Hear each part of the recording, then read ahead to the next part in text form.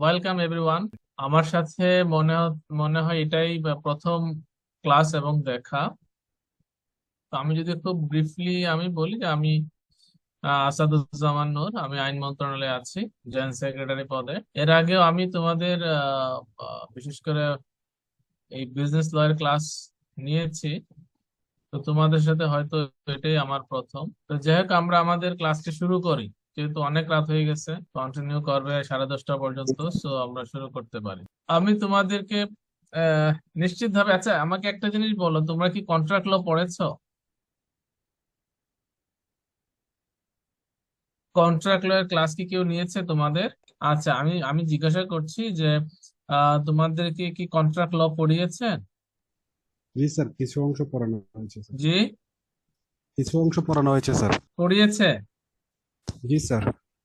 ওকে, তাহলে তো তোমাদের আইডিয়া আছে। তো আমি তাহলে আমি আসলে ওভারঅল তোমাদের সাথে আলোচনা করব। আমি এরকম না যে ইন ডেপথে সব কিছু পড়াবো। তোমাদের যারা রেগুলার টিচার আছেন ওনারা নিশ্চিত ভাবেই হয়তো এই সাবজেক্ট গুলো নিয়েছেন। আমি তোমাদের সাথে একটু ওভারঅল আলোচনা করব। আচ্ছা, আমি তোমাদের কাছ থেকে একটু জানতে চাই, who will be the volunteer and who will share us with what is call contract? An agreement anybody? principle by law is called a contract. Sorry, একটু একটু আরেকবার বলবে please? That an agreement enforceable by law is called a contract. Okay, good, very good. Yeah, an agreement which is enforceable by law is a contract. So, from the wording of this sentence, it clears to us that in order to be a contract, there might be an agreement. And who tells us what is an agreement? আমি বলবো Sorry, what is agreement, or how an agreement is created? Please, আমি একটু volunteer চাচ্ছি। সবাই কি tired খুব? Sir, agreement means there is two party. একটু মাইক্রোফোনটা একটু কাছে বা শোনা যাচ্ছে না ভালো মতো। হ্যাঁ, মেহেদি হাসান না? জি স্যার। প্লিজ স্যার, মেহেদি। এগ্রিমেন্টটা হচ্ছে দুইটা পার্টির মধ্যে একটা চুক্তি। হ্যালো, হ্যালো স্যার, আমাকে কি শোনা যাচ্ছে? স্যার, দুইটা পার্টির মধ্যে দুই বা ততোধিক ব্যক্তির মধ্যে যে চুক্তিটা হয় সেটা হচ্ছে এগ্রিমেন্ট। বলে মেহেদি হাসান। স্যার, এখন শোনা যাচ্ছে? হ্যাঁ, এখন শোনা যাচ্ছে। স্যার, এগ্রিমেন্টটা হচ্ছে দুই বা ততোধিক ব্যক্তির মধ্যে একটা চুক্তি স্যার। হ্যাঁ হ্যাঁ, আর এটা দুই বা ততোধিক দুইজন, ব্যক্তির মধ্যে চুক্তি। আচ্ছা, ওকে ফাইন। এখন এই চুক্তিটা কিভাবে হয়? এটা হচ্ছে একজন প্রস্তাব দিয়ে থাকে বা প্রপোজ দিয়ে থাকে, রাইট, দুইজনের সমন্বয়, গুড। অর্থাৎ একজন প্রস্তাব দেয়, আরেকজন কি করে সেই প্রস্তাব সম্মতি প্রদান করে। মানে সম্মত হয়। সো যখনই দুটো পার্টি কোনো একটি বিষয়ের উপরে সম্মত হয়, দেন আমরা সেটাকে কি বলতে পারি? এগ্রিমেন্ট, এই তো। এগ্রিমেন্ট। জি স্যার। গুড। সো এই এগ্রিমেন্টটি যখন এনফোর্সেবল বাই ল হয়, সেটাকে আমরা বলি কি? কন্ট্রাক্ট, এই তো। কন্ট্রাক্ট। গুড, জি ভেরি স্যার। গুড। এটি আমাদের আইনে তাই আছে। আমাদের চুক্তি আইন যেটি, সেটি আম, তাই আছে। আচ্ছা, এখন আমি যদি একটা ইয়া করি, যে একটা প্রশ্ন করি তোমাদেরকে। মনে করো তোমার সাথে আমার একটা we are agreed upon a term that I will provide something to you. I will provide something to you, but there is no provision in our agreement that if I fail to provide that particular things, what will happen? So the consequence is absent in that agreement. Then, is it a contract? According to our contract at 1872? Sir, এটা কোশ্চেনটা contract বুঝতে না পারি sir, নাই sir. জি। এটা contract হবে না sir. ওকে, কেন হবে না? এখানে স্যার কন্ট্রাক্ট হতে হলে স্যার কনসিডারেশন থাকতে হবে এবং সেটা স্যার স্পেসিফিক হতে হবে স্যার। Very good. সো তাহলে আমাদের বেরিয়ে আসতেছে, একটি কন্ট্রাক্ট হতে গেলে, লিগালি এনফোর্সেবল হতে গেলে আমাকে একটি এগ্রিমেন্ট থাকতে হবে, এবং সেখানে কি থাকতে হবে এগ্রিমেন্ট হতে গেলে? অফার, অ্যাকসেপ্টেন্স, আরেকটা কি কনসিডারেশন থাকতে হবে। So if consideration is absent in any agreement, then we cannot say it's a contract. Okay, fine. আচ্ছা, এখন আরেকটা প্রশ্ন একটু ভিন্নভাবে জিজ্ঞাসা করি, সেটা যেমন সবসময় কি আমাদের চুক্তিগুলির মধ্যে কন্ট্রাক্ট শব্দটি থাকতে হয় নাকি না ভিন্ন নামও হতে পারে বা হওয়ার সুযোগ আছে? বিষয়টা কি ক্লিয়ার না? সে ফর এক্সাম্পল আমি আমি তোমার সাথে ইয়া করলাম, এখন যেহেতু আমাদের ইনফরমেশন এন্ড কমিউনিকেশন টেকনোলজির যুগ, আমি তোমার কাছে একটি কি করলাম, ইমেইলে একটি বার্তা পাঠালাম, ঠিক আছে, যে ভাই আমি তোমার কাছ থেকে এই পণ্যটি কিনতে চাই, ঠিক আছে।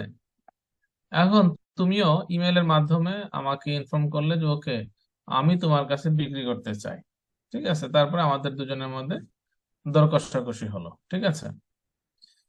এবং এক পর্যায়ে আমরা মানে আমাদের মধ্যে মানে আমরা এমন একটা পর্যায়ে গেলাম যে অ্যাজ ইফ আমাদের মধ্যে ধরে নিচ্ছি যে হ্যাঁ আমি প্রস্তাবটি দিয়েছি, তুমি অ্যাকসেপ্ট করেছো, এবং আমাদের মধ্যে টাকা পয়সা বা লেনদেন কি হবে না হবে সেগুলো ঠিক হয়ে গেছে। আচ্ছা, তো দেখা গেল 10 দিন বা 15 দিন পরে হঠাৎ করে দেখা গেল যে পণ্যটি নিয়ে তোমার সাথে আমার দর কষাকষি চলতেছিল সেই পণ্যটি তুমি থার্ড পার্টির কাছে বিক্রি করে দিয়েছো। Then what is the result of this communication? Can we say is it a contract or not? If yes, then what is the logic? If no, then why not? এটা তো কন্ট্যাক্ট হবে মনে হচ্ছে আর কি আমার কাছে। কন্ট্রাক্ট হবে মনে হচ্ছে, গুড। কেন মনে হচ্ছে তোমার কাছে কন্ট্রাক্ট হবে? কন্ট্রাক্ট মনে হবে স্যার, কন্ট্রাক্ট হতে হলে তো সবগুলো স্যার লিখিত যে ডিড যেটা বলে আমরা, সেক্ষেত্রে ওরকম ডকুমেন্টস থাকা ইয়া না আর কি স্যার। এক্ষেত্রে হচ্ছে আমার যে কন্ট্রাক্ট হচ্ছে তার সাথে যে কনভারসেশন হচ্ছে এটা তো স্যার রেকর্ড রাখার সুযোগ আছে স্যার, প্রুফ রাখার সুযোগ আছে, এবং এটা হচ্ছে স্যার ল ভয়েড করছে না। তো সেক্ষেত্রে আমার কাছে মনে হচ্ছে স্যার এটা কন্ট্রাক্ট হবে। সো তারে আচ্ছা, আর কারো different opinion? Any different opinion? সবাই আমরা এই মতের সাথে একমতই তো নাকি? ওকে, তাহলে যদি আমরা এই মতের সাথে ইফ উই এগ্রি, দেন আরেকটা কি জিনিস বেরিয়ে আসলো, যে একটি এগ্রিমেন্ট হতে গেলে আমার কি সেই এগ্রিমেন্টটি সবসময় কি আমার লিখিত ভাবে সাইন ডকুমেন্ট হতে হবে এরকম কোনো বিষয়? না sir, hmm hmm, no sir. Right, sign document হতে হবে, নট নেসেসারি। আমরা সেই এগ্রিমেন্টটি কিভাবে করতে পারি? আমাদের ইভেন ওরাল এগ্রিমেন্ট হতে পারে, ঠিক আছে, ওরাল এগ্রিমেন্ট হতে পারে। আবার কি আমাদের কন্ডাক্ট অফ দি পার্টিস, তাই না, যে চুক্তিভুক্ত পক্ষদের আচার আচরণ দ্বারা a contract may be created. So এখানে যেহেতু আমাদের দুজনের মধ্যে কি হয়েছে, ইমেলের মাধ্যমে তথ্য আদান প্রদান হয়েছে, এবং আমরা যে বিষয়টা নিয়ে আলোচনা করেছিলাম উই ওয়ার এগ্রিড। সো যখনই আমাদের এরকম একটা সিচুয়েশন হবে তখনই কি হয়, আমরা বলি একটি এগ্রিমেন্ট বা একটি কন্ট্রাক্ট হয়। সো এখানে আরো একটা বিষয় খুবই ইম্পর্টেন্ট, সেটাকে আমরা বলি intention of the parties. Have you heard this word intention? Yes sir. Intention, okay. So আমার দুটো পক্ষের মধ্যে আমাদের ইন্টেনশনটা কি, that is the most important thing to be treated a contract. সেই জন্য মানে আমি জাস্ট আমাদের এক্সপিরিয়েন্স, আমরা যে বিভিন্ন সময় চুক্তি করে থাকি সেইখান থেকে আমার কাছে যেটা ব্যক্তিগতভাবে মনে হয়েছে যে এটা ঠিক আছে। অবশ্যই তোমরা যেটা বলেছো, an agreement which is enforceable by law is a contract, এটা ডেফিনেটলি আমাদের according to the definition of contract act, definitely this is true, but যেটা সবচেয়ে বেশি জরুরি সেটা হচ্ছে কি আমরা বলে থাকি a contract which creates rights and obligation between the parties. অর্থাৎ যে চুক্তির মাধ্যমে দুটো পক্ষের মধ্যে কোনো রাইটস এন্ড অব্লিগেশন ক্রিয়েট হবে, only then we can say it's a contract. অনেক সময় দেখা যায় যে আমরা কি করি, দুই পক্ষ মিলে কোনো বিষয়বস্তু নিয়ে আলাপ আলোচনা করি, আমরা সেটাতে এগ্রিড হই, কিন্তু যদি সেখানে কোনো ধরনের রাইটস এন্ড অব্লিগেশন ক্রিয়েট করা না হয়ে থাকে, then we can not say that it is a contract. So এখানে রাইটস এন্ড অব্লিগেশন ক্রিয়েট করাটা কিন্তু অত্যন্ত জরুরি। যদি সেখানে কোনো রাইটস এবং অব্লিগেশন বা ডিউটিস ক্রিয়েট করা না হয় দুই পক্ষের মধ্যে, সেক্ষেত্রে কিন্তু কন্ট্রাক্ট হয় না। যার কারণে দেখা যায় যে আমাদের অনেক সময় আমরা বলি তোমাদের যেমন ইনস্টিটিউট, যে কি আইসিএবি, আইসিএবি দেখা যায় বিভিন্ন সময় বিভিন্ন ধরনের তোমার ইন্টারন্যাশনাল অর্গানাইজেশন অথবা বিভিন্ন একাডেমিক ইনস্টিটিউশন, ইউনিভার্সিটি, এদের সাথে বিভিন্ন সময় কি হয়, সমঝোতা স্মারক করে, বা ইংলিশে যেটাকে আমরা বলি memorandum of understanding. If you go through the document of memorandum of understanding, you will see that this kind of document just lays down some ideals, some goals, some hypotheses that the parties would like to do in future. And these documents, in fact, there is no provisions for creating any rights and obligations. That's why whenever a party to this kind of MOU fails to do anything, the other party cannot bring an action against it. তোমরা দেখবা তোমাদের ICAB হয়তো কোনো international যারা এরকম কি chartered accountant institutions আছে, নিশ্চিতভাবে হয়তো তাদের সাথে কিছু সমঝোতা স্মারক বা এমওইউ হয়ে থাকে, মেমোরেন্ডাম অফ আন্ডারস্ট্যান্ডিং। একইভাবে বাংলাদেশেও তোমরা দেখবা হয়তো তোমাদের এই ইনস্টিটিউটটি বাংলাদেশের বিভিন্ন শিক্ষা প্রতিষ্ঠান, প্রশিক্ষণ প্রতিষ্ঠান বা বিভিন্ন ইউনিভার্সিটির সাথে হয়তো এরকম এমওইউ করেছে, কিন্তু দেখা যাবে সেই এমওইউ গুলাতে জাস্ট বলেছে যে হ্যাঁ আমরা এই কাজগুলি করব, এটা করব, সেটা করব, কিন্তু সেখানে কোনো ধরনের বাইন্ডিং অব্লিগেশন ক্রিয়েট করা হয়নি। এখন বাইন্ডিং অব্লিগেশন ক্রিয়েট না করার কারণে সেগুলিকে আমরা কন্ট্রাক্ট হিসাবে ট্রিট করতে পারি না। একইভাবে আমি তোমাদেরকে বলেছিলাম যে একটা চুক্তি অলওয়েজ কি তার নোমেনক্লেচার কন্ট্রাক্টই হতে হবে। তো আমরা সেটাও দেখেছি যে অনেক সময় যে হয়তো তোমার আর আমার মধ্যে যে ডিডটা হচ্ছে, যে দলিলটা হচ্ছে, সেই দলিলে হয়তো বা exactly the word contract is not spell out,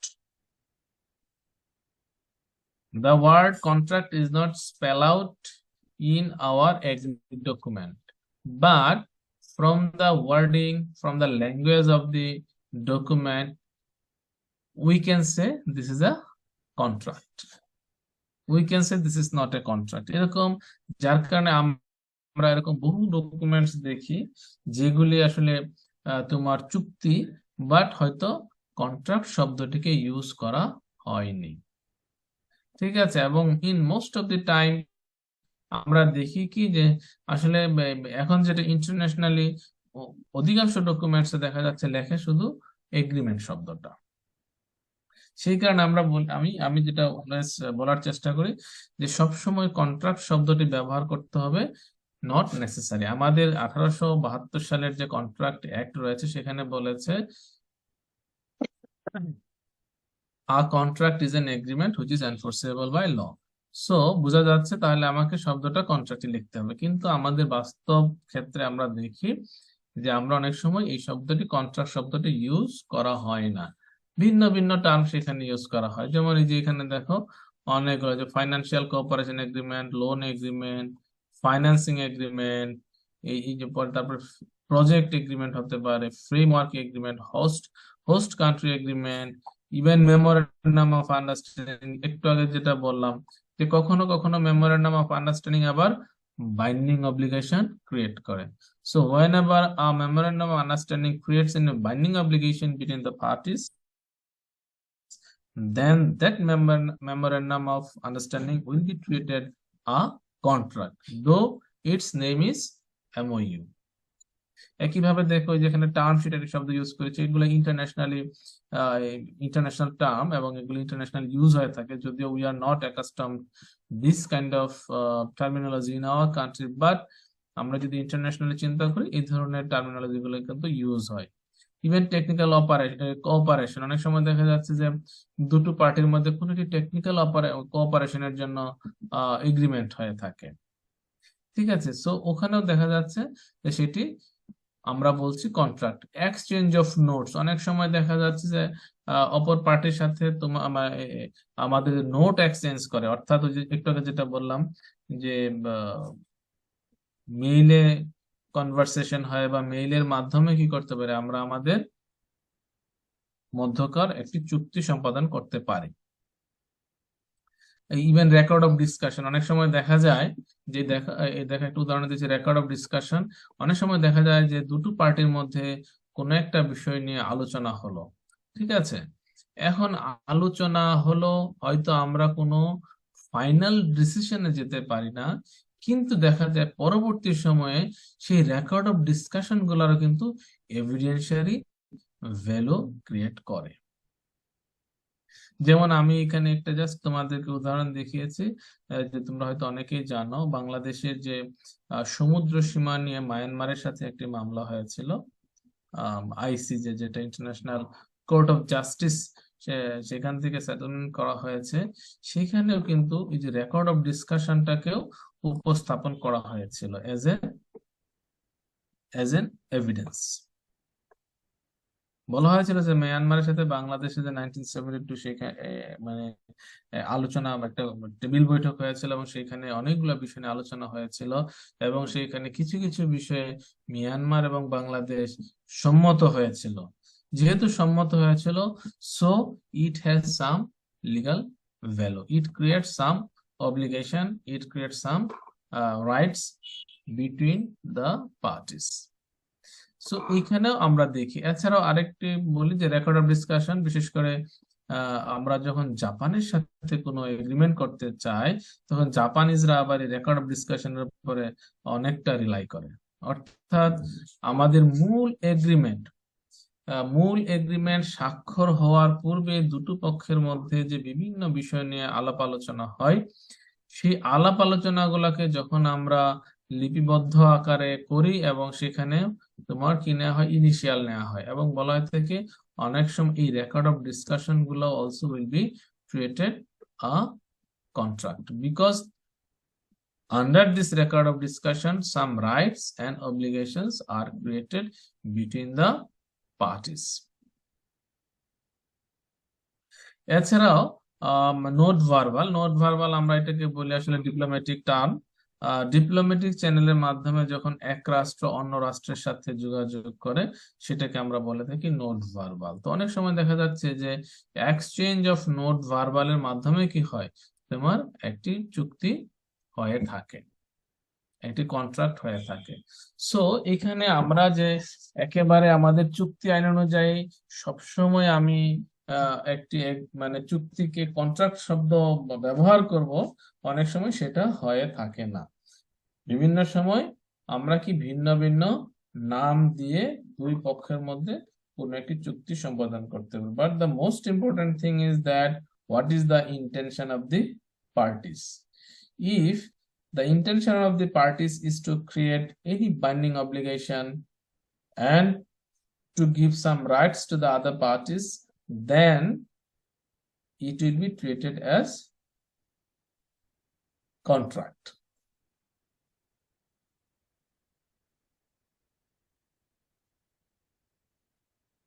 Is there any question? Grand এগ্রিমেন্টটা কি জানো? হ্যাঁ, গ্র্যান্ড এগ্রিমেন্ট স্যার, ফাইন্যান্সিয়াল এগ্রিমেন্টের পরে স্যার, যে ফাইন্যান্সিং এগ্রিমেন্টের পরে স্যার, ও ফাইন্যান্সিং এগ্রিমেন্ট, এটা পরেরটা স্যার, গ্র্যান্ড এগ্রিমেন্ট। হ্যাঁ এটা এটার পরেরটা sir, grand grant agreement. Agreement. জি স্যার। ও আচ্ছা, এটা হয় কি যে এটা অনেক সময় আমরা যেটা বিভিন্ন দেশের সাথে বা বিভিন্ন আমরা যেটাকে বলি যে ডেভেলপমেন্ট পার্টনার, হয়তো তোমরা এই নামগুলোর সাথে পরিচিত, এখন খুব কমনলি ইউজ হয়। তো ডেভেলপমেন্ট পার্টনাররা করে কি অনেক সময় গ্রান্ট এগ্রিমেন্টও দেয়, ঠিক আছে, সরি গ্রান্ট দেয়। তো গ্রান্ট তো আমরা জানি যে এটা এগুলো উইদাউট ইন্টারেস্ট, ঠিক আছে, উইদাউট ইন্টারেস্ট। তো এখন বলতে পারো যে স্যার এটা তো দান করতেছে, এটা আমরা বলতে পারি ওয়ান কাইন্ড অফ দান। আমি যেমন গরিবদেরকে আমরা দান করি, ঠিক এরকম বিষয়টা। তো এইখানে দেখা যায় যে এই এগ্রিমেন্ট গুলাতে ঠিক আমরা যে অর্থে যে ওই যে গরিবদেরকে যে অর্থে দান করি, যে কোনো বিনিময়ের প্রত্যাশা না করে, দানের মিনিং তো তাই, তাই না, যে without without exchange of any benefits, if I give someone something then it is a grant. এবং এখানে কি নাই, আমার কোনো প্রাপ্তির প্রত্যাশা নেই, আমি যা দিচ্ছি ওয়ান্স ফর অল। তো মানে আমাদের বিভিন্ন সময় দেখা যায় ডেভেলপমেন্ট পার্টনাররা আমাদেরকে গ্রান্ট হিসাবে অনেক সময় সহায়তা প্রদান করে, এবং তার জন্য কি হয়, একটি গ্রান্ট এগ্রিমেন্ট হয়। এবং সেখানে এই মানে সে গ্রান্ট দিবে, কিন্তু গ্রান্ট দেওয়ার ক্ষেত্রে কিন্তু কিছু কিছু কন্ডিশন ইম্পোজ করে। সেটা কিরকম, বলে দিয়ে থাকে যে আমি যেই পারপাসে তোমাকে এই গ্রান্ট মানি দিচ্ছি, তুমি কেবল সেই পারপাসে এই গ্রান্ট মানি গুলা ইউজ করবে। Okay fine. ধরো সেটা যদি কোনো for purchasing something goods, for purchasing some goods, তখন তারা বলে দেয় তুমি এই পণ্য ক্রয়ের ক্ষেত্রে কোনো ধরনের কি কোনো করাপশন করা যাবে না, ঠিক আছে। তারপরে যেমন এই গ্রান্ট মানি প্রপারলি ইউটিলাইজেশন হচ্ছে কিনা সেটা মনিটর করবে তারা, ঠিক আছে। তারপরে তোমার এই গ্রান্ট মানি যে প্রপারলি ইউটিলাইজ করা হচ্ছে তার জন্য বুকস অফ অ্যাকাউন্ট আর যা যা কিছু করা লাগে, আমরা যেটাকে বলি যে তোমরা যেটা করো আর কি, নিরীক্ষা, অডিটিং, যে প্রয়োজনে তারা অডিটিং করতে পারবে। এবং বলে যদি কখনো দেখা যায় যে গ্রান্ট মানি ইউজ করার ক্ষেত্রে কোনো ধরনের এই যে যে সমস্ত বিধিবিধান এই গ্রান্ট এগ্রিমেন্টে থাকে তার যদি ভায়োলেশন হয়, অথবা তার এই গ্রান্ট মানি ব্যবহার করার ক্ষেত্রে যে ধরনের ইনস্ট্রাকশনস দেওয়া হয়েছে, if those instructions are violated, then the the development partner will terminate the grant agreement. So এখানে দেখো, যদিও বলছে যে গ্রান্ট এগ্রিমেন্ট মানে এখানে কিছু অনুদান দিচ্ছে, বাট অনুদান দেওয়ার পরেও কি সেখানে অনেকগুলো শর্ত ইম্পোজ করতেছে, এবং তাদেরকে কি করতেছে, কিছু রাইটস দেওয়া হচ্ছে, যেমন অডিট করতে পারবে, তারা বুকস অফ অ্যাকাউন্ট যে কোনো সময় চাইতে পারবে, তারপরে এই টাকাগুলা যে প্রপারলি ইউটিলাইজ করা হচ্ছে এবং যে খাতের জন্য নেওয়া হচ্ছে সেই খাতে ব্যবহার করা হচ্ছে কিনা সেইগুলি মনিটর করতে পারবে। যদি তাহলে এখানে কি হচ্ছে, যে পার্টিসদের মধ্যে কিছু রাইটস এন্ড অব্লিগেশন ক্রিয়েট করা হচ্ছে। আর যদি তাহলে কি যে এই টার্মস এন্ড কন্ডিশন যদি আবার ভায়োলেট হয়, then the other party has right to terminate the agreement. So এইভাবে, যদিও নামটা তার গ্রান্ট এগ্রিমেন্ট, কিন্তু তারপরে যদিও সেটা অনুদান, বাট এখানে কি হচ্ছে, কিছু টার্মস এন্ড কন্ডিশন দিয়ে আমাকে সে দান করতেছে। সো এখানেও দেখা যায় পার্টিসদের মধ্যে কি হয়, এক ধরনের রাইটস এন্ড অব্লিগেশন ক্রিয়েট হচ্ছে। সেই জন্য আমি বলছি, আমি অলওয়েজ বলে থাকি যে আমাদের যে চুক্তি আইন যে সংজ্ঞাটি আছে, an agreement enforceable by law is contract, এর চেয়ে যেটা মানে বেশি রেলিভেন্ট সেটা হচ্ছে a contract creates rights and obligation between or among the parties। যদি আমার রাইটস এন্ড অব্লিগেশন ক্রিয়েট হয় তাহলে সেটা কি আমার কন্ট্রাক্ট, আর যদি রাইটস এন্ড অব্লিগেশন ক্রিয়েট না হয় আসলে সেটা কি কন্ট্রাক্ট হবে না। আর ডেফিনেটলি এখানেও কি থাকে, যে এই সমস্ত এগ্রিমেন্ট গুলাতেও দেখা যায় ওই যে যেটা এনফোর্সেবল। এখন when the question of enforcement comes before to the parties, when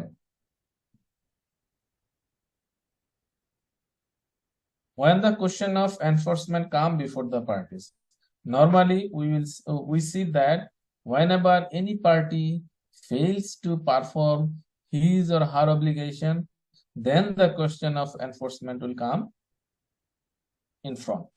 Otherwise, the question of enforcement will not come. যদি পার্টিরা তাদের নিজ নিজ দায়িত্ব পালন করে ফেলে তাহলে তো আসলে এনফোর্সমেন্টের প্রয়োজন হয় না। অনলি যদি দেখা যায় কোনো party fails to perform his obligation, then the question of enforcement comes. এবং সেখানে তখন কি করি আমরা, we will go to the court and seek help from the court. তো এই যে যেটা বললাম যে রাইটস এন্ড অব্লিগেশন, যে রাইটস এন্ড অব্লিগেশন এখানে একই কথা।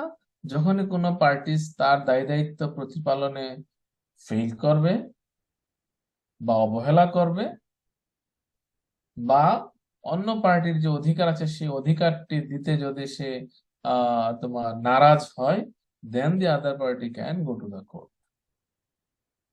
আর যদি এই সুযোগটা না থাকে কোনো একটি এগ্রিমেন্টে, তখন আমরা সেটাকে এগ্রিমেন্ট বলতে পারি না।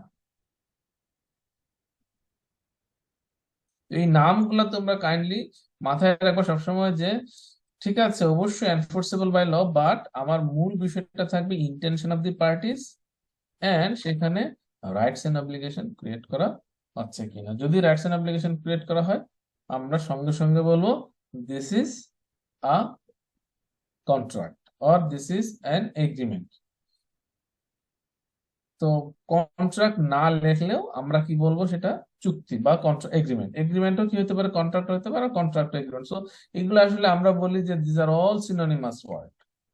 সো এখানে বেসিক কোনো পার্থক্য নেই, কিন্তু পার্থক্যের জায়গাটা হচ্ছে যদি রাইটস এন্ড অব্লিগেশন ক্রিয়েট করতেছে কিনা। ক্লিয়ার জিনিসটা? Yes sir. সো আমার নাম ভিন্ন হতে পারে, সো ওইটা যে কোনো কিছু হতে পারে, কিন্তু আমাদের মূল বিষয়টা দেখতে হবে পার্টিসদের মধ্যে রাইটস এন্ড অব্লিগেশন ক্রিয়েট করছে কিনা। ওকে, আচ্ছা এগুলো তো তোমরা নিশ্চয়ই দেখেছো, এলিমেন্টস অফ কন্ট্রাক্ট। আমি আর এগুলো দেখাবো না। এখানে কি অলরেডি তোমরা যেমন বলেছো অফার অ্যাকসেপ্টেন্স থাকা লাগবে, intention to create legal relationship, সেখানে লফুল কনসিডারেশন থাকতে হবে। আচ্ছা মানে চুক্তি করার জন্য কি পার্টিসদের কোনো ক্যাপাসিটির দরকার আছে, অর্থাৎ তাদের সক্ষমতা বা অক্ষমতা আছে কোনো জি স্যার। পার্টিসদের? Who are capable to enter into a contract? Sir minor হইতে পারে, হ্যাঁ হ্যাঁ, মাইনর হইতে পারে, সে ক্যাপাবিলিটি নাই সরি, এমন কন্ট্রাক্ট করার। মাইনর, স্যার যার ক্যাপাবিলিটি নাই হ্যাঁ, কন্ট্রাক্ট করার। who are eligible to enter into a contract. Okay fine, minor পারে না। আর তারপরে স্যার আচ্ছা মেহেদি হাসান, মেহেদি হাসান তো একা একা বললে হবে না, আমি একটু অন্যদের কাছ থেকে শুনতে চাই। একজন মাইনর আর ব্যক্তি। স্যার আদালত কর্তৃক দেউলিয়া ঘোষিত ব্যক্তি স্যার। ওকে ফাইন, আদালত কর্তৃক দেউলিয়া। আর মেন্টালি আনফিট। যারা স্যার ডিসকোয়ালিফাইড হয় আর কি স্যার। ওকে, মেন্টালি আনসাউন্ড মাইন্ড যেটাকে আমরা বলি, ভেরি গুড। সো এরাও আমার একটা এগ্রিমেন্ট, একটি ভ্যালিড এগ্রিমেন্ট করতে পারে না। সো এটা তোমাদের জানা আছে, বুঝতে পেরেছি। আচ্ছা এখন আমাকে একটু যদি একটু প্রবলেমেটিক আমি একটু ইয়ে করতে চাই, সেটা হচ্ছে কি যেমন ধরো কি বলবো, একজন পেশেন্ট আর একটা ডাক্তার, একজন ডাক্তার। তো কোনো একজন পেশেন্ট হয়তো কোনো একজন ডাক্তারের আন্ডারে সে ট্রিটমেন্ট নিচ্ছে, হঠাৎ করে সে জানতে পারলো he is suffering from a chronic disease, and doctor তাকে অ্যাডভাইস করছে যে আপনার হয়তো আর খুব বেশি দিন বাঁচবেন না যদি আপনি এই ট্রিটমেন্টটা না করেন, because you are suffering from a chronic disease. Okay fine, তো আপনাকে ধরেন একটা big amount of money is needed for medical treatment. ভালো কথা। তো ওই লোকটা দেখলো তার ইয়েতে গুলশানে একটি বাড়ি আছে, এবং গুলশানে আমরা hypothetical, this is hypothetical case, গুলশানে মনে করে তার যে বাড়িটা আছে সেই বাড়িটার মূল্য হচ্ছে 5 কোটি টাকা। ঠিক আছে। তো ডাক্তার এই বিষয়টা জানে, যে এই পেশেন্টের গুলশানে একটি বাড়ি আছে যার আনুমানিক মূল্য 5 কোটি টাকা। তো তখন পেশেন্ট একসময় ডাক্তারকে অফার দিয়ে দিল যে আমার গুলশানে এরকম একটা বাড়ি আছে, তো যেহেতু আমার এই চিকিৎসার জন্য আমাকে অনেক টাকার প্রয়োজন, সো আমি এই বাড়িটা বিক্রি করে দিতে চাই। তো ডাক্তার বললো তাহলে আমাকে দিয়ে দেন। এবং দেখা গেল মনে করেন সেই ডিজেলের জন্য হয়তো 50 লক্ষ টাকা প্রয়োজন, এবং ডাক্তার বলল ঠিক আছে আমি তোমাকে 50 লাখ টাকা দিব। তো লোকটা চিন্তা করলো যেহেতু আমাকে এই ডাক্তার সাহেব চিকিৎসা করাচ্ছে এবং আমাকে ইমিডিয়েটলি 50 লক্ষ টাকা প্রয়োজন যদি আমার এই মানে অসুখটাকে যদি আমি রিমুভ করতে চাই, এবং সে বিক্রি করে দিল। হয়তো দলিল করে নাই, বাট বিক্রি করে দিচ্ছে, এবং ডাক্তার তাকে 50 লক্ষ টাকা নিয়ে তার মেডিকেল ট্রিটমেন্ট হয়ে গেছে। আচ্ছা, পরবর্তী সময় দেখা গেল এই পেশেন্টটা যখন সে তার অসুস্থতা থেকে বেঁচে উঠলো, সে যে আদালতে মামলা করে বসলো। মানে এই ডাক্তার যখন তার বাড়ির পজিশন চাচ্ছে বা ডকুমেন্টস চাচ্ছে, সে ডকুমেন্টস দিতে অস্বীকার করলো। এবং সে যে আদালতে মামলা করলো মানে ডাক্তার সাহেব যখন এই বাড়িটা পাওয়ার জন্য মামলা করলো, সে আদালতে যুক্তি উপস্থাপন করলো যে না, আমি যে বিক্রি করছিলাম আমি ডকুমেন্টস দেই নাই, বা আমার যে আহ, কি বলে বাড়িটার মূল্য হচ্ছে 5 কোটি টাকা, আমি 50 লক্ষ টাকা বিক্রি করেছি, কারণ তখন I was not in a position to give my consent freely, because আমি তখন সিরিয়াস অসুস্থতার মধ্যে ছিলাম। তো এইখানে আমাদের আইন অনুযায়ী কোনো প্রতিকারের ব্যবস্থা আছে কিনা। অথবা আরেকটা প্রবলেমের কথা বলি, যে মনে করো বিষয়টা এরকম যে বাবা আর ছেলে, ধরো দুই ছেলে, বা কোন এক ভদ্রলোকের হয়তো 2 ছেলে 1 মেয়ে আছে। তো ভদ্রলোক বয়স 80, তিনি বার্ধক্যজনিত বিভিন্ন অসুখে ভুগতেছেন, কোন একটি সন্তানের সাথে হয়তো উনি আছেন। তো একটা সময় মারা যাওয়ার পর দেখা গেল ভদ্রলোক তার সকল সম্পত্তি যার কাছে মানে যে ছেলের সাথে তিনি থাকতেন সেই ছেলেকে সে লিখে দিয়ে গেছে। Is there any remedy for the other children, other son and daughter? এটা হচ্ছে স্যার দিতে পারবে স্যার, কারণ এখানে আমাদের একটা এক্সেপশন আছে আর কি।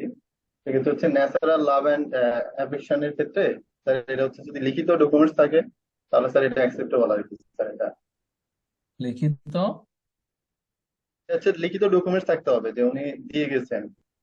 হ্যাঁ, ধরো লিখিত দিয়ে গেছে, ওকে ফাইন। ধরো তোমার গুলশানের মতো জায়গায় মনে করেছিলাম, ধরো যে গুলশানের মতো জায়গায় এরকম 5 কাঠা জায়গার মধ্যে একটা 10 তলা বিল্ডিং আছে, ঠিক আছে। ওই ভদ্রলোকের 3টি সন্তান।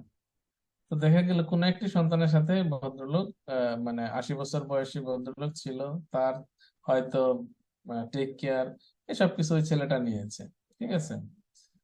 তো মারা যাওয়ার পরে সে দেখালো যে তার বাবা তাকে এই পুরো সম্পত্তিটা তাকে লিখে দিয়ে গেছে। এখন তার যেহেতু আরো 2টো সন্তান আছে, একটি ছেলে আছে মেয়ে আছে, এদের কি কোনো প্রতিকার পাওয়ার সুযোগ আছে কিনা? Is it possible to get any remedy in this situation? এখন তুমি যেটা একজন বললো না, মেহেদি, তুমি বললা যে সে লিখিত ভাবে দান করে দিয়ে গেছে। হ্যাঁ, দান করে দিয়ে গেছে। এখন অন্যদের কোনো রেমেডি আছে কি?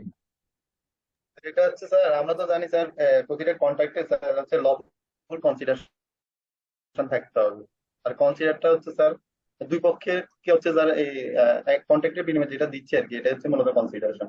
সেই ক্ষেত্রে স্যার কিছু এক্সেপশন আছে আর কি, যে ক্ষেত্রে হচ্ছে sir natural love and affection বলে সেটাকে। সেক্ষেত্রে হচ্ছে বাবা তার সন্তানকে এভাবে দিতে পারে স্যার, তবে সেক্ষেত্রে লিখিত ডকুমেন্টস থাকতে হবে স্যার। তাহলে সেটা যদি লিখিত থাকে এবং সে যদি প্রুভ করতে পারে এবং তার বাবার সাথে তার ভালো সম্পর্ক ছিল, তাহলে স্যার এক্ষেত্রে স্যার এটা হচ্ছে স্যার লফুল হবে আর কি। আহ, আর বাকিদের প্রতিকার পাওয়ার মানে ইয়ে নাই এক্ষেত্রে। পাওয়ার সুযোগ আর নাই, এই এই তো। ক্ষেত্রে যদি এমন হয় জি স্যার সুযোগ নেই। আর যদি এক্ষেত্রে হয় যে তার বাবার সাথে তার শেষ সময়ে সম্পর্কটা ভালো যাচ্ছিল না, কিন্তু পরবর্তী সময়ে সে বললো যে আমার বাবা আমাকে এভাবে লিখে দিয়েছেন, ডকুমেন্টস আছে, তাহলে সেক্ষেত্রে স্যার আচ্ছা আচ্ছা, any other view, any other different view? Is there any remedy for the, আমরা দুটো সিচুয়েশন আলোচনা করেছি, একটি আছে পেশেন্ট, আরেকটা আমরা আলোচনা ফাদার অ্যান্ড সান, ঠিক আছে? So, এখানে কোনো প্রতিকারের ব্যবস্থা আছে কিনা?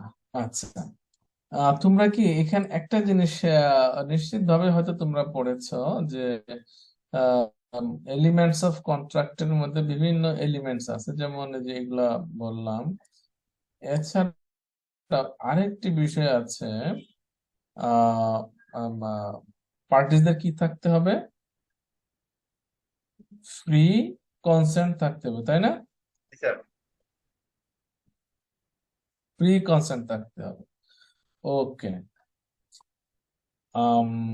এখানে আরেকটি বিষয় আছে, ফ্রি কনসেন্ট। এখন ফ্রি কনসেন্ট আমরা কখন বলি? যখন absence of genuine consent if the agreement is induced by coercion, undue influence, এখানে মানে একটা শব্দ বাদ পড়ছে, undue influence, mistake, misrepresentation or fraud, ঠিক আছে?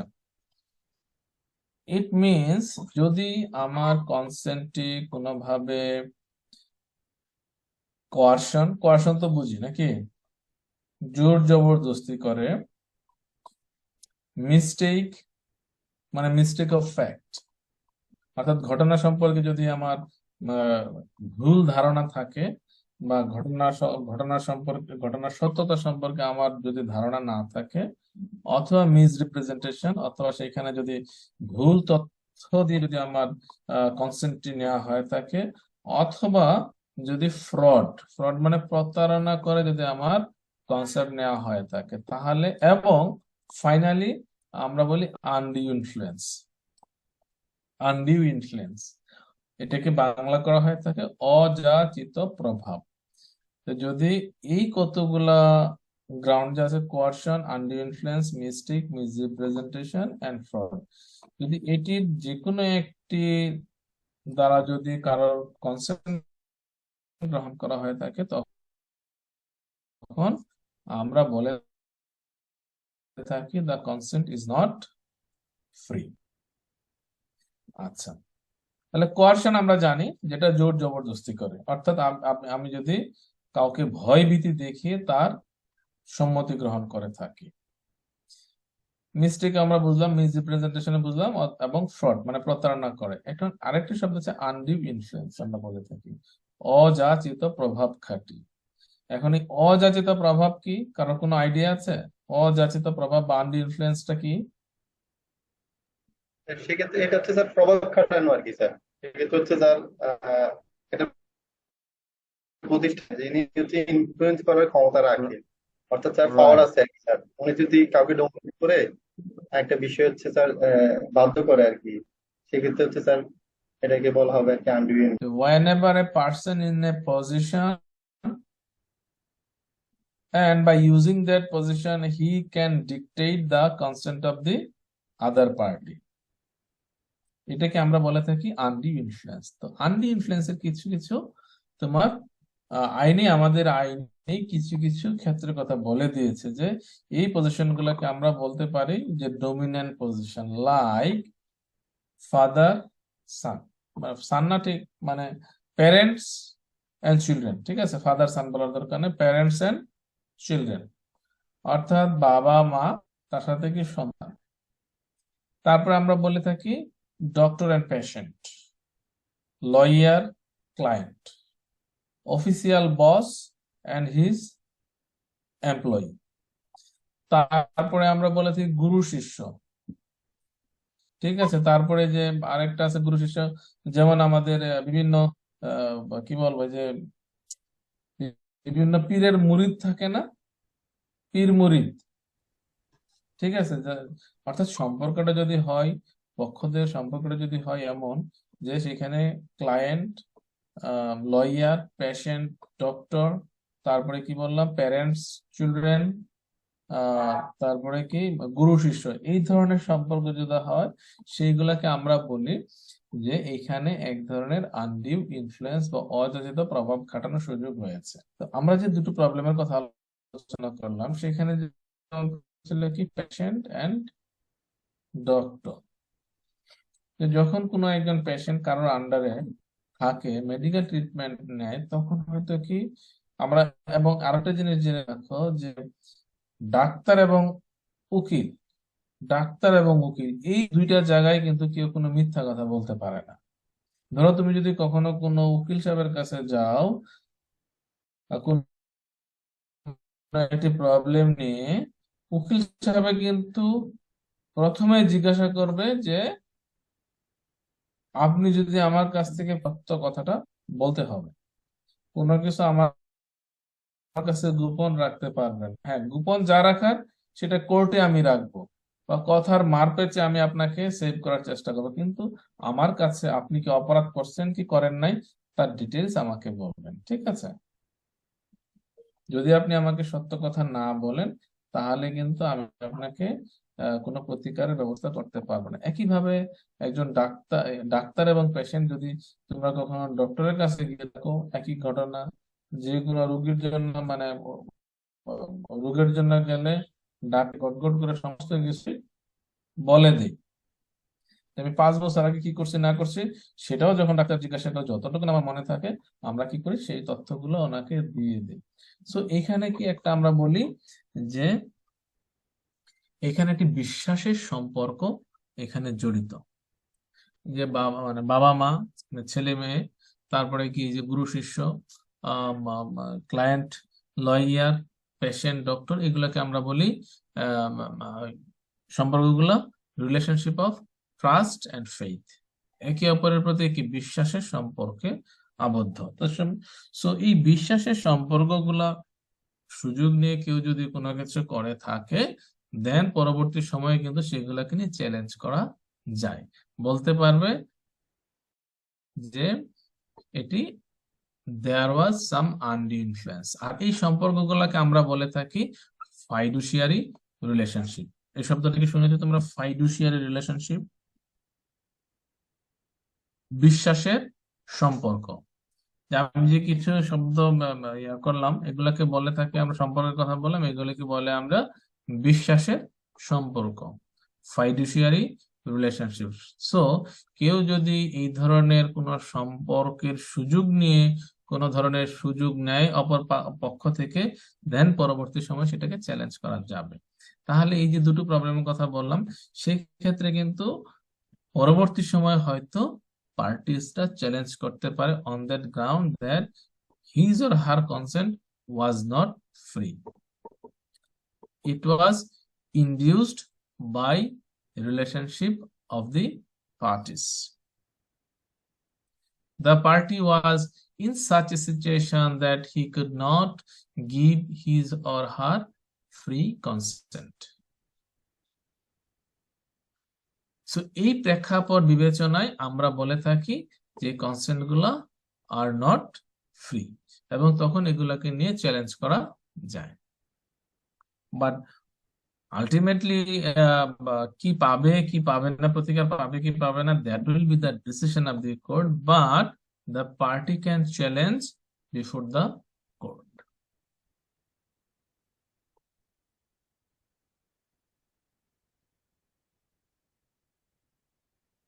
আমাকে কিন্তু একটি মানে এগ্রিমেন্ট করতে গেলে, এগ্রিমেন্ট আমাকে কিন্তু এই বিষয়গুলো অবশ্যই মাথায় রাখতে হবে, ঠিক আছে? আচ্ছা, আরেকটা প্রশ্ন করি, যেমন আমি যদি তোমার সাথে কোনো একটা এগ্রিমেন্ট করি অবৈধ কাজের জন্য, সেই এগ্রিমেন্টে কি ইয়া করা যাবে, এনফোর্স করা যাবে? No, sir. ভয়েড এগ্রিমেন্ট হবে sir. Okay, fine. So it is not enforceable by law because it is void declared by law. সো আমাদের কিন্তু দেখবা এখানে কিছু ভয়েড এগ্রিমেন্টের ইয়া দেয়া আছে, উদাহরণ আছে বা কিছু সেকশন আছে। এইগুলো তোমরা পড়ছো তো নাকি, যে what kind of agreements are void? Okay, যে দে আর অ্যাবসলিউটলি ভয়েড। যেমন বলছে agreement in restraint of marriage, agreement in restraint of trade, agreement in restraint of proceedings agreement having uncertain meaning আর ওয়াজারিং এগ্রিমেন্ট। তো আমি আরেকটা জিনিস বলি যে এটা আসলে আহ 1872 সালের আইন, ঠিক আছে? যে 1872 সালের আইন হওয়ার কারণে এখন কিন্তু আমরা 2023 সালে বসবাস করতেছি, ঠিক আছে? এখন এই যে যে এগ্রিমেন্ট গুলার কথা বলেছে যে এইগুলা তোমার কি these are all void agreement. তো আমাদের এবং এগুলা কি আমরা বলে থাকি এগুলা these are all fundamental rights, যে রাইট টু ম্যারি, এটা ডেফিনেটলি আমার পার্সোনাল হিউম্যান রাইট। এখন কেউ যদি কারোর সাথে বা চুক্তি করে যে তুমি যদি বিয়ে না করো আমি তোমাকে 50 লক্ষ টাকা দিব, তুমি যদি বিয়ে না করো, তো এটা যেহেতু তার fundamental rights violation, so this agreement is not enforceable by law. কারণ এটার আবার একটা ঐতিহাসিক কারণ হচ্ছে কি, সেটা হচ্ছে আমাদের যে সংবিধান আছে, কনস্টিটিউশন আছে, সেই কনস্টিটিউশন আমাদেরকে কিছু ফান্ডামেন্টাল রাইটস দিয়েছে, মৌলিক অধিকার দিয়েছে। তো সেইখানে আবার এই কথাগুলি আছে। তো আমি দেখি আমাদের আমাদের যে যদি আমরা ফান্ডামেন্টাল রাইটস দেখি আমাদের সংবিধানের আর্টিকেল 26 থেকে 44 পর্যন্ত, সেখানে আমরা বলে থাকি টোটাল 18টা, টোটাল কয়টা? 18 ধরনের ফান্ডামেন্টাল রাইটস আমাকে দেয়া হয়েছে। তো এইখানে দেখা যাচ্ছে শুধুমাত্র যে 3টা অধিকারের কথা, এই যে 1, 2, 3, সেকশন 26, 27 এবং 28, বেসিক্যালি দেখা যাচ্ছে যে এই 3টি সেকশনে আমাকে এই আউট অফ কত 18, যে 18টি অধিকারের মধ্যে মাত্র 3টি অধিকার রেস্ট্রেন করার জন্য যদি কোনো এগ্রিমেন্ট করা হয়, that agreement will be treated as void. Then what will happen to the other rights? তো সেজন্য বলে থাকি যে আসলে এটা যেহেতু 1872 সালের আইন, সো মানে বর্তমান প্রেক্ষাপট বিবেচনা করে হয়তো এই জিনিসগুলো আরো বৃদ্ধি হতে পারে। বাট যেহেতু আমাদের এই আইনে এই 3টির কথা বলা আছে, সো আপাতত আমরা এই 3টিতে সীমাবদ্ধ থাকি। কিন্তু আমার একটা জিনিস মাথায় রাখবা প্লিজ, ফান্ডামেন্টাল রাইটস ভায়োলেট করে বা কার্টেল করার উদ্দেশ্যে যদি কোনো এগ্রিমেন্ট করা হয়, then that agreement will also not to be enforced by the court. That will be treated as void. যেমন বিয়ের অধিকার বা right two trade, that means profession, অর্থাৎ আমি কোন পেশা গ্রহণ করবো। এখানে ট্রেড বলতে কিন্তু প্লিজ মনে করো না যে বাণিজ্য, এটা তোমরা কি ভাবছো বাণিজ্য? হ্যালো জি স্যার। হ্যালো জি না স্যার। স্যার। না স্যার, এখানে প্রফেশন বুঝেছে, যে কোনো ধরনের প্রফেশনে হতে পারে। এক্স্যাক্টলি, ট্রেড মানে এখানে কোনো বাণিজ্য না, ট্রেড মানে যে কোনো প্রফেশন। মনে করো তুমি যে কি আইসিএবি মানে চার্টার অ্যাকাউন্টেন্ট, ঠিক আছে, এটাও তো ওয়ান কাইন্ড অফ কি প্রফেশন, তাই না? তারপরে যারা আইসিএমএবি বা আইসিএসবি, তারপরে যেমন এই বললাম যে lawyer, doctor, engineer, what ever it may be, different types of profession আছে আমাদের। সো যে কোনো প্রফেশন হতে পারে। সো যে কোনো প্রফেশন বাড়িতে বা রেস্ট্রিক্ট করার জন্য যদি কোনো এগ্রিমেন্ট করা হয়, then that agreement will be void. আর এটাকে বলছে agreement in restrict of proceedings. এটার মিনিং কি?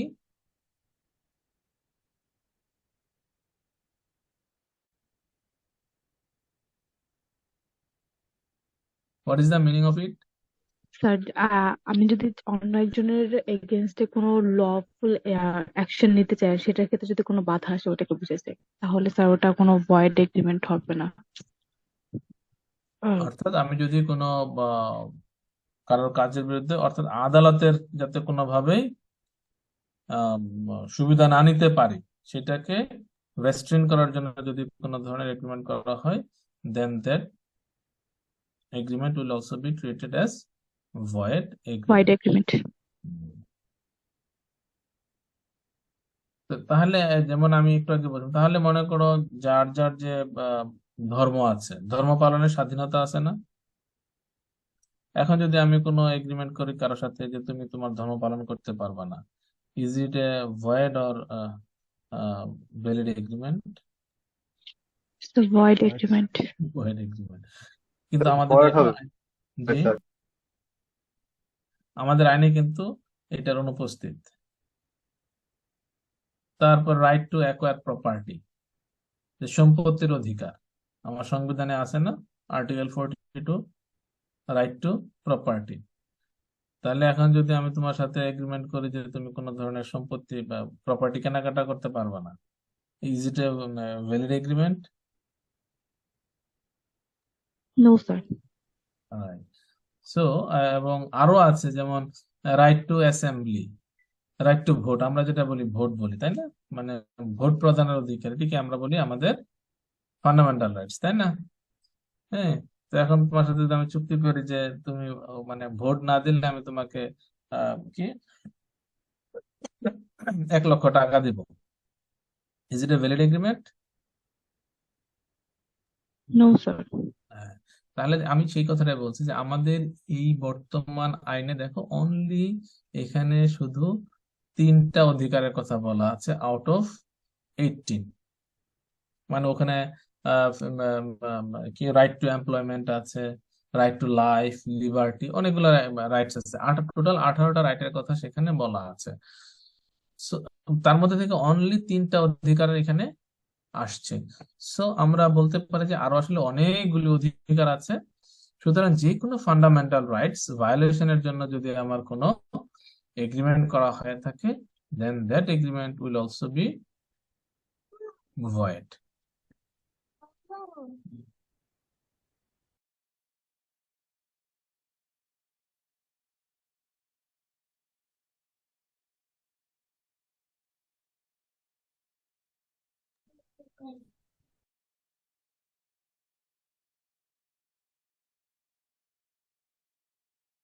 কিন্তু এখন তাহলে এই সমস্ত এগ্রিমেন্ট গুলা রেস্ট্রিক্ট করার জন্য যদি কোনো এগ্রিমেন্ট করা হয়, সেই এগ্রিমেন্ট গুলো ভয়েড হিসাবে আমাকে ধরে নিতে হবে।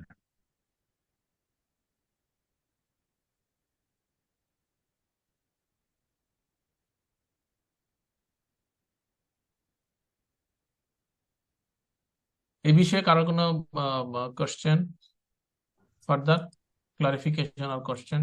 এরপরে আমি তোমাদের জন্য রেখেছিলাম যে অফার নিয়ে বেশ কিছু স্লাইড ছিল। যে অফার, এগুলো তোমরা নিশ্চিত ভাবেই পড়েছো যে অফার এক্সপ্রেস হতে পারে, আবার ইমপ্লয়েড হতে পারে, আবার কোনো একটি অফার কোনো একজন পার্টিকুলার ব্যক্তিকে দেওয়া যেতে পারে, অথবা class of people or at large সেটাও হতে পারে। বাট আমি যে অফারটা দেবো সেই অফারটি অবশ্যই কি সুনির্দিষ্ট হতে হবে, এবং অফারটি এমন ভাবে দিতে হবে যে সেই অফারটি দ্বারা যেন কি করা যায়, যদি সেই অফারটিকে অ্যাকসেপ্ট করা হয় then it will create legal relationship. যদি এরকম অফার দেওয়া হয় যে অফারটি অ্যাকসেপ্ট করার সাথে আসলে পার্টিসদের মধ্যে কোনো লিগ্যাল রিলেশনশিপ ক্রিয়েট হবে না, then that offer is actually is not an offer. তো এরকম আমাদের একটা বলি আমরা যে ইনভাইটেশন টু ট্রিট, এই ওয়ার্ডের সাথে তোমাদের পরিচয় আছে? Invitation to treat. Is there a difference between offer and invitation to treat? Anybody? Offer and invitation to treat, এটা কিন্তু বিভিন্ন সময় আসে তোমাদের, বিভিন্ন সময় ছোট ছোট যে টিকার মতো আসে বা ছোট প্রশ্ন আসে। আচ্ছা, অফার তো আমরা বুঝতেই পেরেছি যে অফার কি, যে কাউকে কোনো কিছু প্রস্তাব দেয় এবং সেই অফারটা কি হতে হবে, আনকন্ডিশনাল। ঠিক আছে, আমি যা দিচ্ছে, এরপরে কি করবে যে অপোজিট পার্টি সেটা কি, সে আমার অফারটি অ্যাকসেপ্ট করবে অথবা করবে না। এখানে কিনা কোনো কন্ডিশন দেওয়া যাবে না, আমি যে অফারটি দেবো সেটি আনকন্ডিশনাল, একইভাবে যিনি অ্যাকসেপ্ট করবেন সেটিও আনকন্ডিশনাল হতে হবে। যদি কন্ডিশনাল হয় তখন আমরা আবার সেটিকে অ্যাকসেপ্টেন্স বলি না, আমরা তখন আবার বলি এটিকে কাউন্টার অফার। ঠিক আছে, তো অনেক সময় আমাদের আসে, বিভিন্ন সময় দেখেছি প্রশ্ন যে what is the difference between offer and invitation to treat? Offer যেটা বললাম যে একেবারে unambiguous term, that means there is no hide and seek, everything is clear. যখন আমি আমার কোনো ইন্টেনশনটাকে প্রকাশ করি, তখন সেটিকে অফার বলতেছি।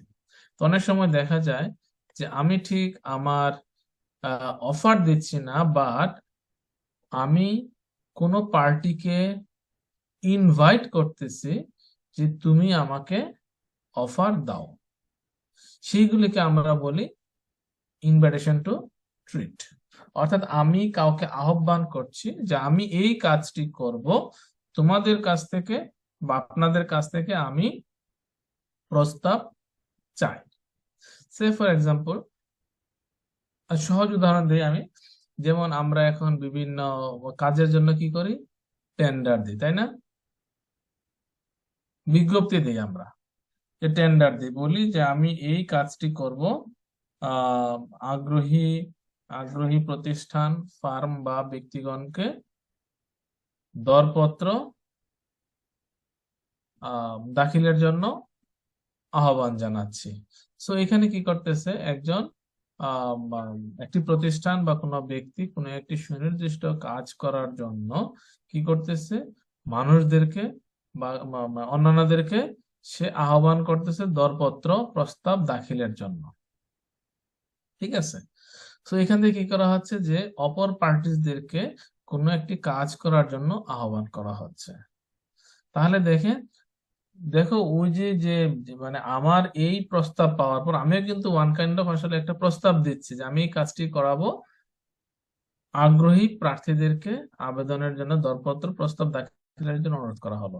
সো আমার এই আহ্বানে সাড়া দিয়ে যখন আদার পার্টিজরা মানে কোনো দরপত্র প্রস্তাব দাখিল করে, এই যে আহ্বান করা, অনেক জিনিস আছে।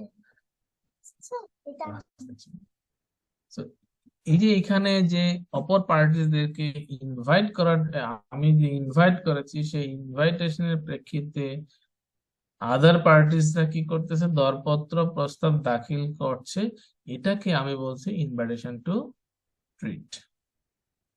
সেজন্য বলা হয় থাকে যে mere statement of intention is not an offer. অর্থাৎ আমি যে কাজটি করার ইচ্ছা প্রকাশ করেছি, সো এই ইচ্ছা প্রকাশের মাধ্যমে কিন্তু আমি কাউকে কোনো অফার করছি না, আমি বরং উল্টা অন্যান্য পার্টিসদেরকে আহ্বান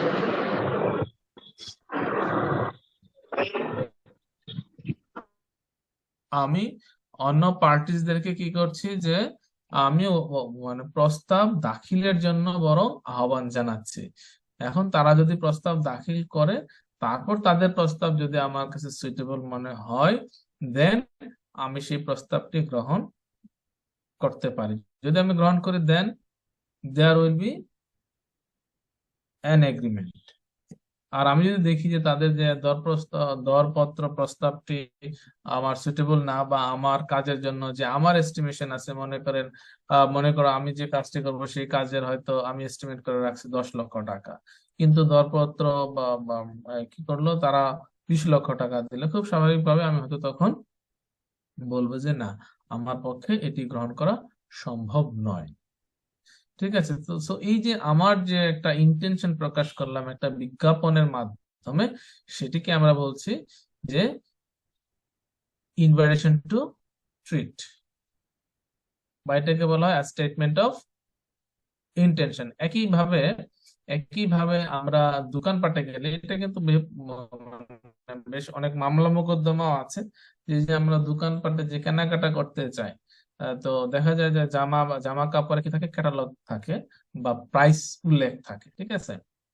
যে প্রাইস উল্লেখ থাকে, এখন এই প্রাইস উল্লেখ থাকাটা এটাকে বলা হয়ে থাকে statement of intention or invitation to treat. অর্থাৎ এই গায়ে প্রাইস ট্যাগ দেখে কেউ যদি আগ্রহী হয়ে জামাটি কিনতে চায়, তারপর যদি দোকানদার যদি এগ্রি হয়, then there will be a valid agreement, otherwise it is not an agreement. এটাকে বলা থাকে, এই যে দোকানপাটে যে আমাদের জামা কাপড়ে যে প্রাইস ট্যাগ লাগানো থাকে, এই প্রাইস ট্যাগ লাগানোকে বলা হয়ে থাকে invitation to treat. It is not an offer according to our contract at 1872. এখানে categorically বলছে price lists and catalogs and enquiries for customers are merely statements of intention. They are not regarded as offer but an invitation to others to make offers.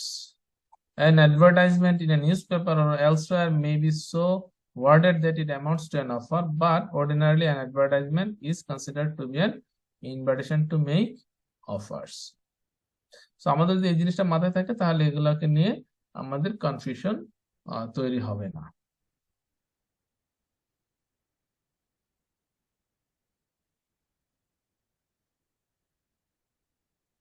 আর একটা অফারকে কিভাবে revoke করা যায় এটাও নিশ্চয়ই পড়া হয়েছে। তারপর একটু জাস্ট সংক্ষেপে বলি যে একটি অফার আমি দিলাম, সেই অফারটা অনেক সময় প্রত্যাহার করা যায়।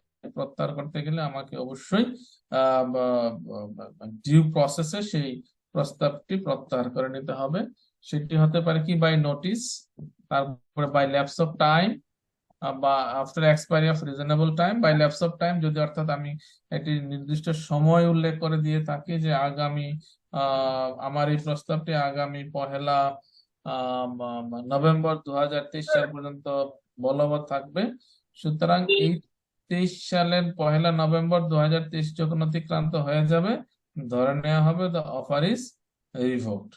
একইভাবে যদি আমি 1 নভেম্বর 2023 সাল পর্যন্ত আমার সময় দিয়ে থাকি, এর মানে আমি যদি মনে করি যে আমি এই প্রস্তাবটিকে আর মানে কন্টিনিউ করতে চাই না, তাহলে আমি কিন্তু অনুরূপ একটি নোটিশ দিয়ে আমি এই প্রস্তাবটি প্রত্যাহার করতে পারি। তবে এই ক্ষেত্রে একটা জিনিস মাথায় রাখতে হবে, যদি কেউ আমার প্রস্তাবটি আমার এই before giving the notice accepted by any party, then I cannot revoke my offer. So be careful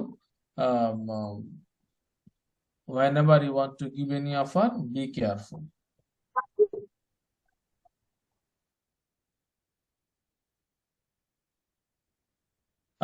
তারপরে বলা হয় by failure of condition precedent. অনেক সময় দেখা যায় যে কোনো একটি প্রস্তাব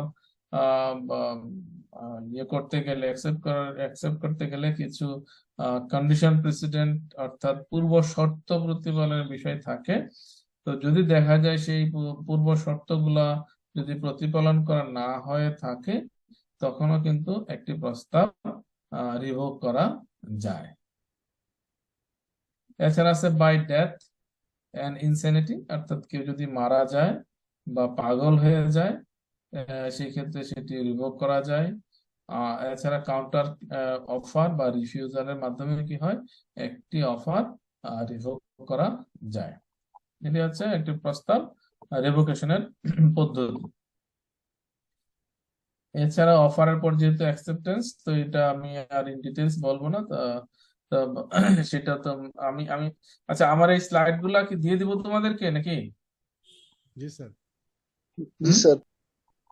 ওকে, তো এইগুলো তোমরা প্লিজ একটু গো থ্রু করো, আশা করি ম্যাটার গুলো আরো ক্লিয়ার হবে। তোমরা নিশ্চয়ই পড়েছো, সাথে যদি এগুলো দেখো তাহলে তোমাদের মনে যদি কনফিউশন থাকে সেগুলো হয়তো দূরীভূত করার চেষ্টা করবো। তো অ্যাকসেপ্টেন্স অর্থাৎ একটা অফার দিল, সেই অ্যাকসেপ্টেন্স কিভাবে করতে হয় সেই বিষয়টা এখানে আসছে। তবে কয়েকটা জিনিস শুধু মাথায় রাখতে হবে অ্যাকসেপ্টেন্সের ক্ষেত্রে, যে অ্যাকসেপ্টেন্স হতে হবে কি আনকোয়ালিফাইড এন্ড আনকন্ডিশনাল। যদি কোনো দেখা যায় কোনো অ্যাকসেপ্টেন্সের সময় নতুন করে কোনো শর্ত আরোপ করা হয়, তখন বলা হবে this is not an acceptance of the offer, this is a counter offer. যদি সেক্ষেত্রে অরিজিনাল অফারার নতুন প্রস্তাবে যদি রাজি হয়, only then there will be agreement, otherwise it will not create any obligation upon the parties. So আমি যখন accept করব সেটা আনকোয়ালিফাইড হতে হবে এবং অ্যাবসলিউট হতে হবে, কোনো ধরনের শর্তের অধীন করা যাবে না। যদি আমি শর্তের অধীন করি then it will be treated as counter offer which must be accepted by the original offerer.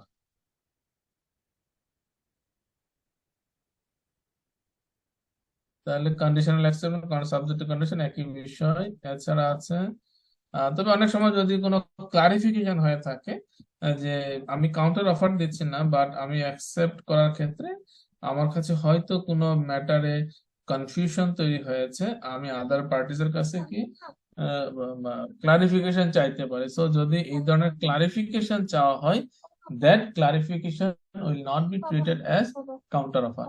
আচ্ছা, আরেকটা জিনিস শুধু এখানে বিভিন্ন মোড অফ অ্যাকসেপ্টেন্স যদি বলে দেওয়া থাকে যে আমার অ্যাকসেপ্টেন্সটি কোন পদ্ধতিতে গ্রহণ করতে হবে, যদি বলে দিয়ে থাকে অফারার, তাহলে আমাকে ঠিক সেইভাবেই আমাকে অ্যাকসেপ্ট করতে হবে। ঠিক আছে, টাইম অফ অ্যাকসেপ্টেন্স যদি অফারার বলে দিয়ে থাকে যে সুনির্দিষ্ট সময়ের মধ্যে অ্যাকসেপ্ট করতে হবে, তাহলে আমাকে সেই সুনির্দিষ্ট সময়ের মধ্যে অফারটি অ্যাকসেপ্ট করতে হবে। সময় পেরিয়ে গেলে অ্যাকসেপ্ট করলে আর সেটি কি কার্যকর করা যাবে না। আরেকটা জিনিস শুধু এখানে যেটা আমি একটা বিষয়ের উপর তোমাদের কাছে জোর দিচ্ছি, সেটা হচ্ছে যে অ্যাকসেপ্টেন্স কখন কমপ্লিট হয়। এইখানে বলা হয়ে থাকে যেটা মোড অফ অ্যাকসেপ্টেন্স, যদি কোনো পদ্ধতির কথা বলে দেয়া থাকে, যেমন যদি বলে দিয়ে থাকে তুমি আমাকে ফোন করে জানালেই হবে, ওকে ফাইন, আমি যখন ফোন করে জানিয়ে দেবো তখন অ্যাকসেপ্টেন্স ইজ কমপ্লিট। আবার যদি বলে যে না তুমি আমাকে ইমেল করে জানাবা, তাহলে ইমেল করে যখন আমি জানাবো, সেই ইমেল করার সাথে সাথে সেটি অ্যাকসেপ্ট হিসেবে গণ্য হবে। আবার যদি বলে দিয়ে থাকে যে তোমার কি বাই পোস্টে জানাতে হবে, সেই ক্ষেত্রে আমি যখন পোস্ট অফিসে গিয়ে চিঠিটি পোস্ট করে আসব তখনই অ্যাকসেপ্ট হয়ে যাবে। আচ্ছা, এখন একটা প্রশ্ন, মানে আধুনিক যেহেতু আমরা টেকনোলজির যুগে বসবাস করছি, এখানে শুধু এই জিনিসটা যে পদ্ধতিতে আমার প্রস্তাবটি গ্রহণ করার জন্য একজন অফারার বলবে, সেই পদ্ধতিতে যখন আমি আমার পক্ষ থেকে কাজটি করে ফেলবো, তখনই ধরে নেওয়া হবে দ্য অফার ইজ অ্যাকসেপ্টেড। এখন আমাকে যদি বলে যে তুমি আমাকে ইমেলের মাধ্যমে জানাবা, ওকে ফাইন, যে আমি তাকে ইমেল করলাম, তার একটা অফিসিয়াল অ্যাড্রেস আছে, ইমেল অ্যাড্রেস আছে, ওকে, আমি এখানে বসে মেইলটি করলাম। মেইলটি করার পরে আমি সেন্ট অপশনে গিয়ে দেখলাম the email is already sent. ঠিক আছে, 3 দিন পরে ওই পক্ষ কি করলো, দেখা গেল যে বিষয়বস্তু নিয়ে তার সাথে আমার দর কষাকষি বা চুক্তি হচ্ছিল, সেই বিষয়বস্তু অন্য কোনো থার্ড পার্টির কাছে সে বিক্রি করে দিয়েছে।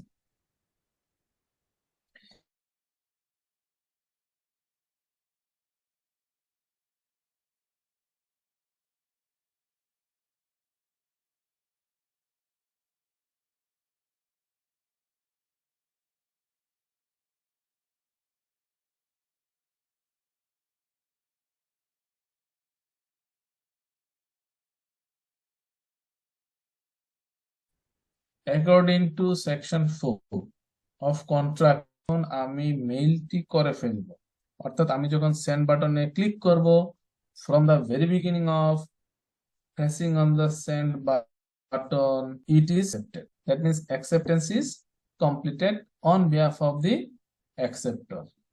কিন্তু স্যার এখানে তো একটা কথা আছে যে আমি এটা স্যার হচ্ছে প্রপোজাল ওনার পক্ষ থেকে কমপ্লিট হয় না, কিন্তু যাকে প্রপোজ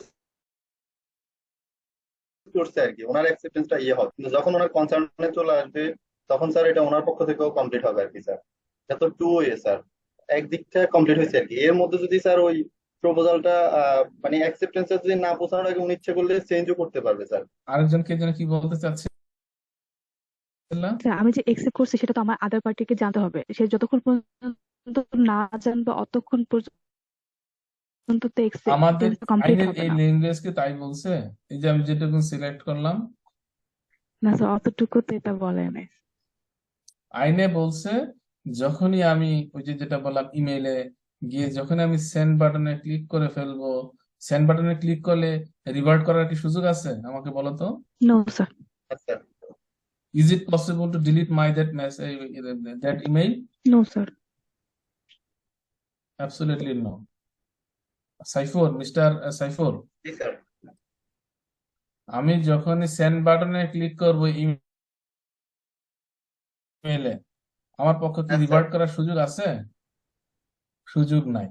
সো বা আমি যখন কোনো একটা চিঠি মনে করো বাই পোস্টে পাঠাবো, তো আমি যখনই ওই যে পোস্ট অফিসে গিয়ে ওই যে কি রেজিস্টার্ড করে যখনই আমি বক্সে ফেলে দিব, is it possible to revert that letter? হ্যাঁ স্যার। নো। সেই জন্য তোমাদের কাছে একটু প্রেস করতেছি এটাই, যে আমাদের আইনে বলে দিচ্ছে যে অ্যাকসেপ্টেন্স তখনই কমপ্লিট হয়ে যাবে যখনই আমি আমার অ্যাকসেপ্টেন্সটি ইউজুয়াল কোর্স অফ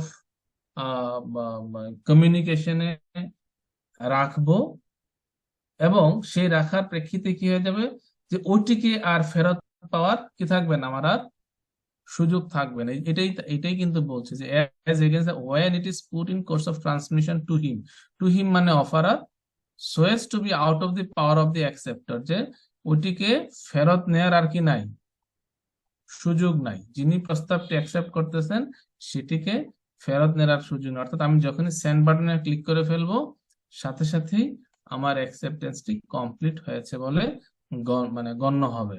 এখন হ্যাঁ, এখন যদি পরবর্তী দেখা যায় যে আমরা অনেক সময় ইমেল পাঠাই কিন্তু কোনো কারণে ওই দেখবা ইয়া হয়, কি বাউন্স ব্যাক করে, ঠিক আছে?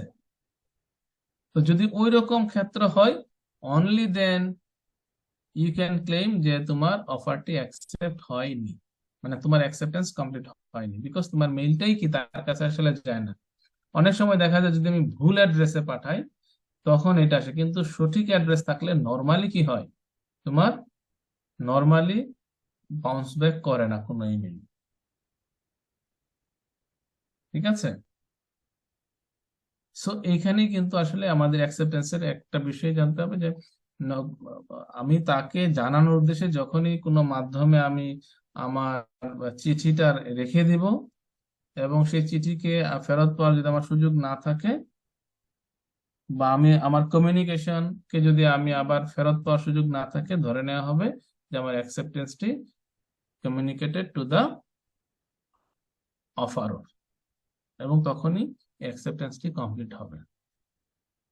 আর as against the acceptor when it comes to the knowledge of the proposer, এরপরে বলছে as against the acceptor when it comes to the knowledge of the proposer, যে আর অ্যাকসেপ্টরের বিরুদ্ধে কখন এটি কমপ্লিট হবে, যখন প্রপোজার জানতে পারবে।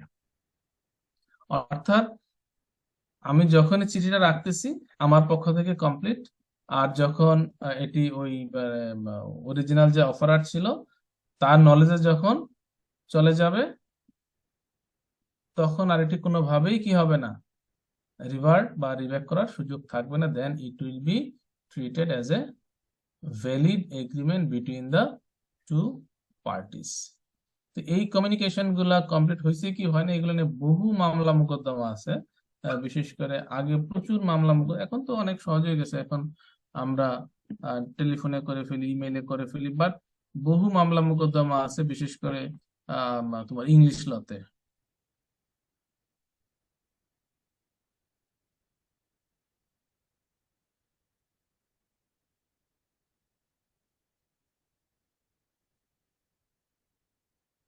তো আমি এইখানে আজকে ইয়া করি, পজ দেই।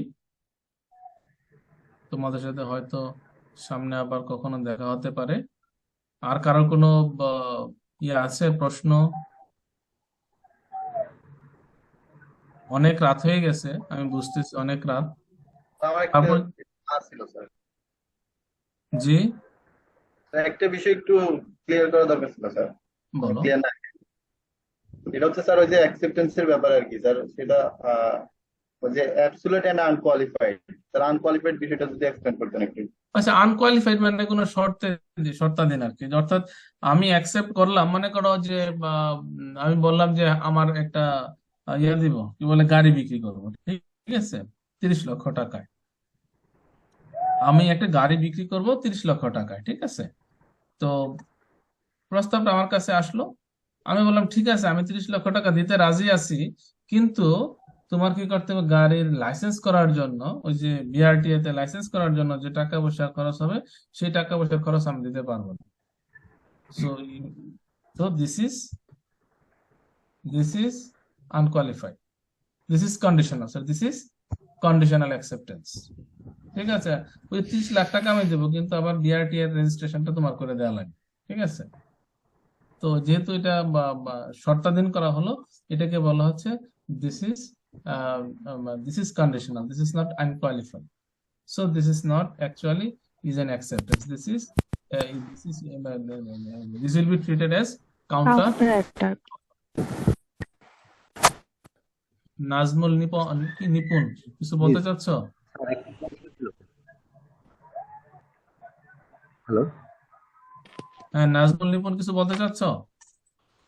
জি জি স্যার, আমি যে অ্যাকসেপ্টেন্স যে করবে তার নলেজে আমি দিলাম, মানে আমি মেল করলাম, তারপর আমি কল দিয়ে আবার জানাই দিলাম যে আমি যেটা প্রপোজালটা অ্যাকসেপ্ট করলাম ওইটা আমি করতে চাচ্ছি না, তখন এই বিষয়টা কি হবে? আচ্ছা, এই ক্ষেত্রে খুব ক্রিটিক্যাল ম্যাটার এগুলা, এগুলা আসলে ক্রিটিক্যাল ইন দ্যাট সেন্স যে এগুলা আমি ঠিক আছে একবার জানি যে, মানে আমি হয়তো মেইল করেছি, মেইল করার সাথে সাথে হয়তো তাকে বললাম যে না আসলে এটা আমার ভুল করে হয়েছে। এখন আদার পার্টি যদি আমার এই কলটাকে অ্যাকসেপ্ট করে, দেন কোনো প্রবলেম না। ঠিক আছে, যদি অ্যাকসেপ্ট করে, আর যদি অ্যাকসেপ্ট না করে তখন কিন্তু আসলে ডিফিকাল্ট, তখন অ্যান্সার করাটা খুব ডিফিকাল্ট। সে বলবে যে তুমি তো ভাই মেইল করে ফেলছো, আমি মেইল তো পেয়ে গেছি, সো আমি তোমার প্রস্তাব কি বলে, তুমি যেহেতু অ্যাকসেপ্ট করে আমাকে জানাইছো, সুতরাং জানানোর সাথে সাথেই আমরা বলি যে জানানোর সাথে সাথেই এটা তোমার অফার এন্ড অ্যাকসেপ্টেন্স, মানে অ্যাকসেপ্টেন্স হওয়ার সাথে সাথেই কি হয়, একটা এগ্রিমেন্ট কমপ্লিট হয়ে যায়। সো তোমার সাথে এগ্রিমেন্ট আমার হয়ে গেছে, সুতরাং এখন তোমার বেরিয়ে আসার সুযোগ নাই। বাট যদি এরকম situation, definitely you can go to the court তাহলে এটা এন্ড এটা মামলা করলে মামলাটা হবে?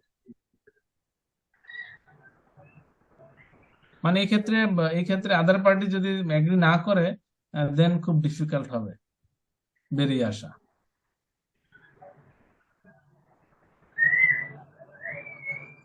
বুঝাইতে পারছি নাজমুল? জি স্যার, ধন্যবাদ স্যার। ওকে, অনেক রাত হয়ে গেছে, 10টা 40। হ্যাঁ, তো আমি এখানে পজ দিতে চাচ্ছি। সকলকে শুভরাত্রি, আল্লাহ হাফেজ, আসসালামু আলাইকুম।